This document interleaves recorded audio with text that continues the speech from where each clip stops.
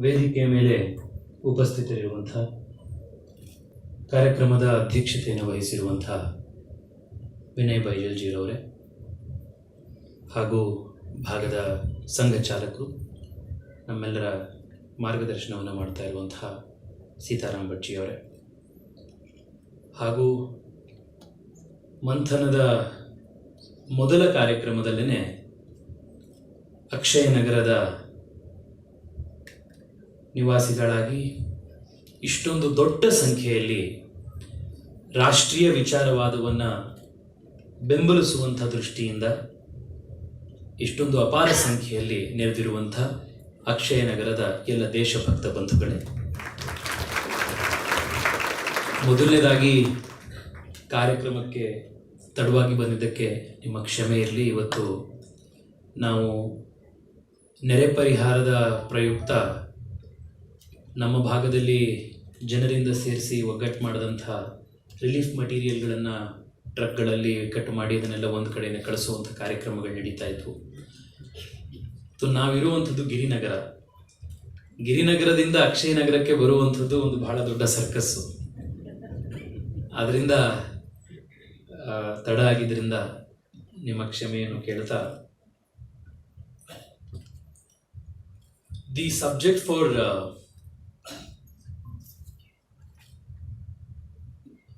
discussion for today's evening is a term that has found resonance in India's political vocabulary in the last 5 to 6 years. If there is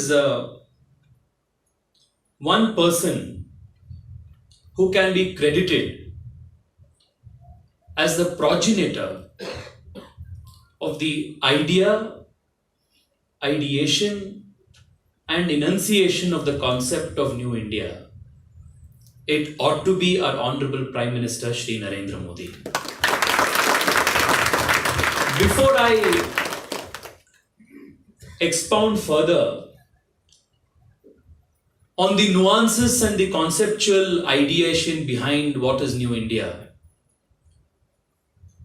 we can all arrive at a basic understanding that New India represents a bolder India, an India that is not hesitant to take leadership positions in the world, an India that is self-confident, an India that is aware of its self-worth, an India that is not apologetic about its Hindu identity, an India which does not shy away from taking bold decisions, whether it is domestic or international, an India which respects hard work, which respects talent, which encourages merit, an India which individually and collectively works, dreams and aspires to build a better world. This can be the most abstract and yet a most comprehensive understanding of what New India is. And this boldness in approach, decisiveness in action and determination in resolve, the latest example to that is the abrogation of Article 370 by the sheer determination and hard work and will of our Prime Minister and the Honorable Home Minister. बोलो भारत माता की जय! What is New India if not for a new evolution in our thinking? For last 70 years, in more ways than one, we had come to assume that a lot of things in this country cannot be changed. That this is a reality and that we must exist with the status quo. We had come to terms with this. But if there is something that has changed in the last 6 years is that the country today collectively thinks that what was deemed impossible to achieve in the last 70 years is most definitely possible if the country puts its political will and the collective will of the society together. This is one of the most important transformations the country has witnessed in New India. Article 370 abrogation is just one of the latest examples of this.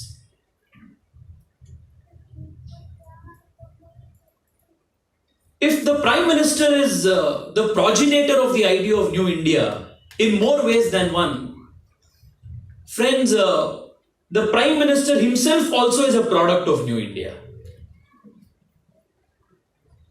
I keep saying this because if it was not for a New India, the ideas which Sri Narendra Modi so passionately propounds would not have found the kind of resonance and support across the country and across the Indian diaspora around the world. Let me give you a very small example. How many of us have at so many points in time sat in our office canteens, college laboratories, workshops, bus while coming back from office? How many times we have lamented about the political state in the country? How many times we have always discussed why is it that Indians always perform so exceedingly well outside of India, but why is it that they don't perform so well inside of India? How many times all of us have so fervently expressed our desire for a better political system which does not vote on the basis of caste, which does not vote on the basis of divisive issues, but which actually brings to prominence issues of good governance. These were all issues that so many of us at different points in time have spoken about, have lamented about, have expressed a frustration and dejection at so many points in time. We all wanted that the country's polity must become transparent, that political corruption, more so at the top, must cease to exist. The political climate in the country must become more patriotic and nationalistic. These were all issues that all of us were very fervently hoping for and working towards. So many of us present here have at many a times expressed dismay, frustration and disappointment that our political leaders and our political elite feel apologetic or rather even ashamed at calling themselves and reminding themselves of their Hindu heritage and identity. And so many times we have clasped our hands, fidgeted, thinking that we are so helpless and we can't do anything about it. But a new generation of Indian electorate, a new generation of young Indians came to prominence between 2012-13 to now. And it also happened that at this very point in history, due to the advent and influx of new technologies, especially with the advent of social media, the political discourse in the country became far more democratized, where access to information was not restricted to a few elite, where the control of the political narrative or the discourse narrative in the country did not remain in the hands of a few people who manipulated and distorted the facts to suit their ideological prejudices.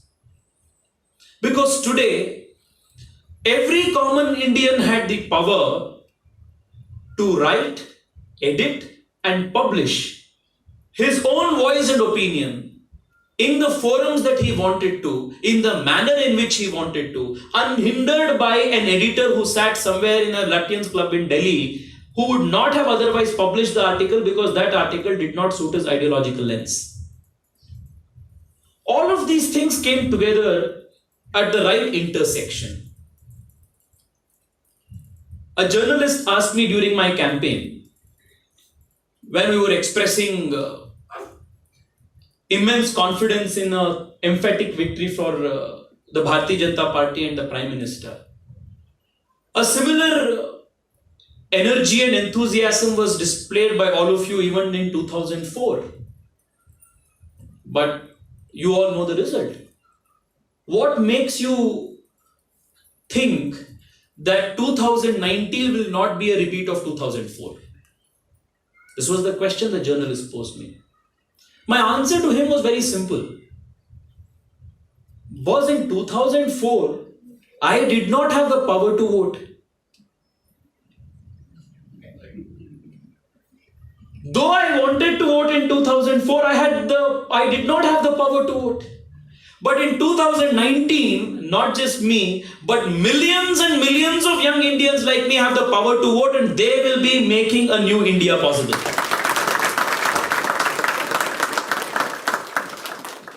So, the Prime Minister is as much a progenitor of the idea of New India as much as he is a product of New India. Because it was this New India which ensured that the ideals and values which he stands for and represents is respected, and not only respected, but most importantly, electorally successful. Let me tell you, many of you are much senior in age and experience than I. As a political activist, sometimes when most of our core issues, whether it is Uniform Civil Code, whether it is 370, whether it is Ram Mandir, whether it is issues relating to the cultural heritage of the country, how many years all of us have spent? I mean, forget young karyakartas like me, there are seniors who have given their entire lifetime for these causes.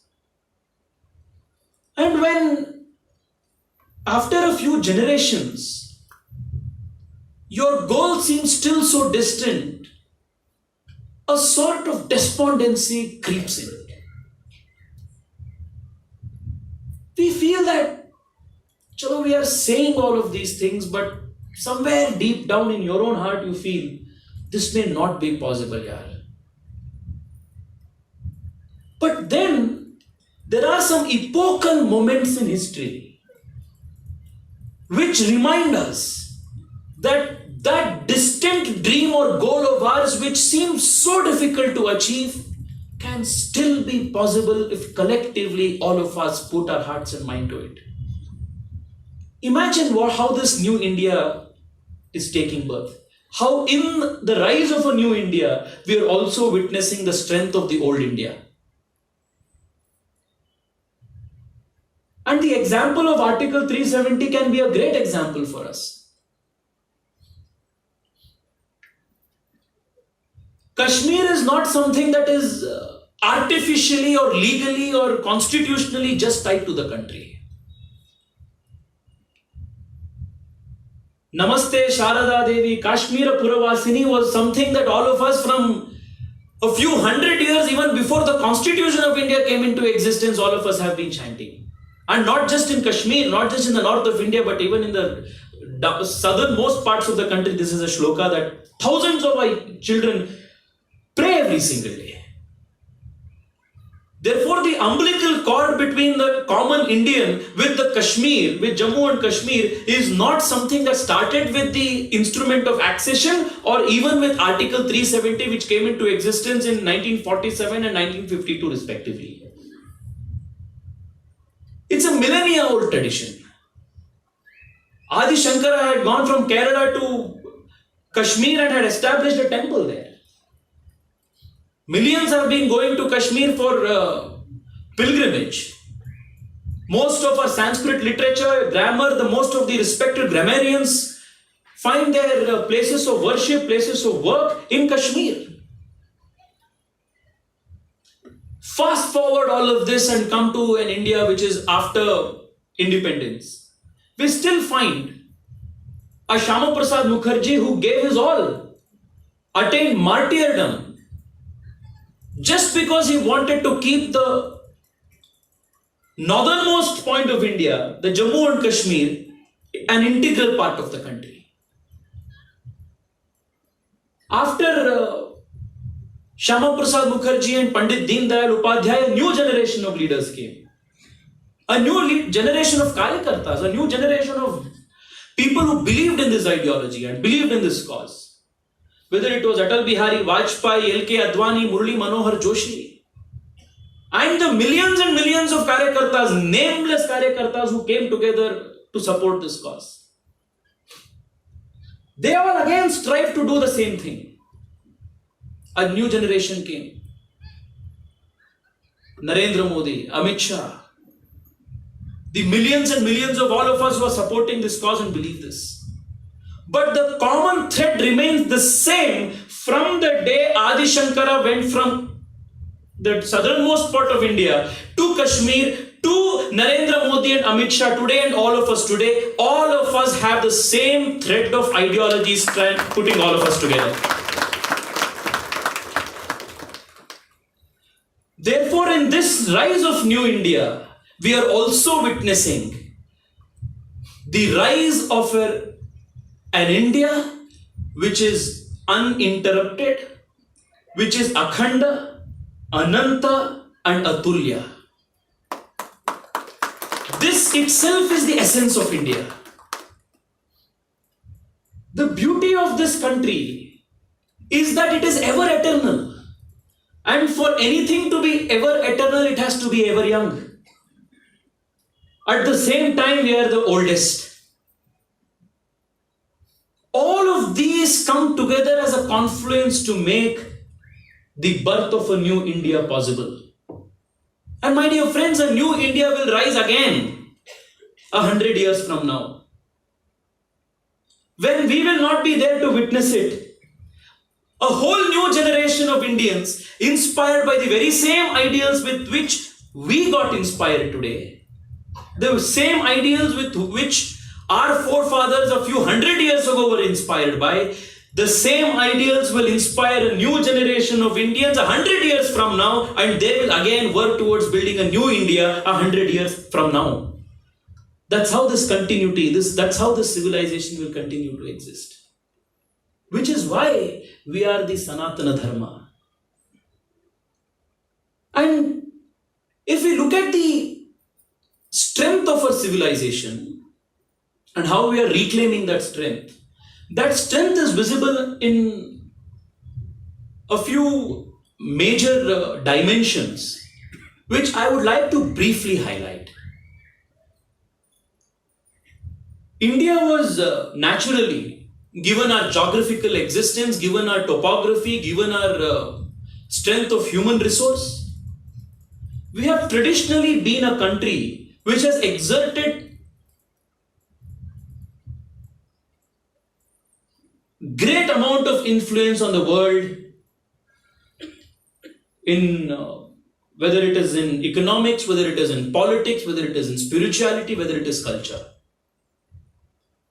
We are witnessing the same kind of influence again today. And India is at the forefront of launching this kind of a renewed influence around the world. Let me divide all of these things into a few materialistic, the most important dimensions of our country's political economy.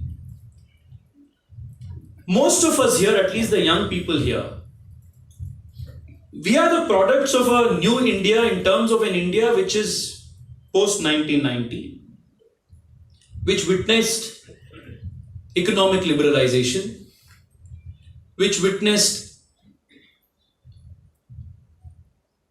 a considerable degree of economic freedoms, as a result of which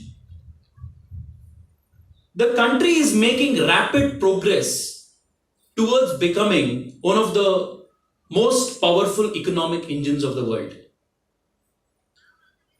Due to confused economic policies, and sticking to ideological prejudices, despite the fact that the reality on the ground spoke something else, indicated at something else. We suffered as a country economically for more than 70 years. A close friend of mine, Sandeep Balakrishna,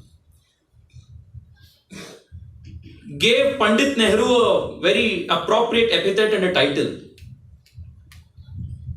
He called him the Nawab of Confusions.